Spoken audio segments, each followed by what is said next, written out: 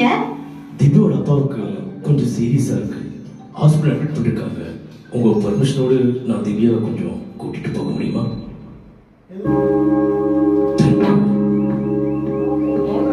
எங்க அப்பாக்கு என்னாச்சு? எங்க அப்பாக்கு என்ன ஆச்சு? ஆக்சிடென்ட். எப்போ? இன்னைக்கு காலையில் ஆட்டோ அடிச்சிட்டா. எங்க?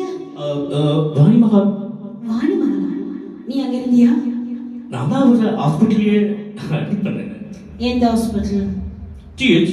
நம்ம ஊர வெளியூரா? நம்ம ஊர் தான். ஏன் கேட்கல? இல்ல, எங்க அப்பா கோயம்புத்தூர் போய் 3 நாள் ஆச்சு. கோயம்புத்தூர் போயிருக்காரா? அப்போது அவருக்கும் எங்க தாத்தா நான் பிறக்கிறதுக்கு முன்னாடியே இறந்துட்டாங்க.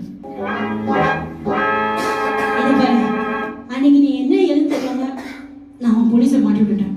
ஆனா அதுக்காக என் செயின் அடக்கமான வச்சுட்டு நான் ஜாமீன் வெளியே கூட்டிடணும். அதோட நம்ம கதை தீர்ந்து போச்சு.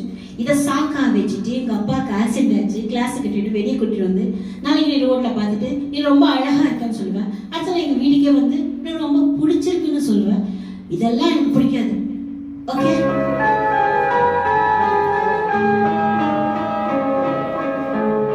இதுதான் நீ எனக்கு வச்சு இது கொடுத்துட்டு போறேன்னு தான் வந்தேன்.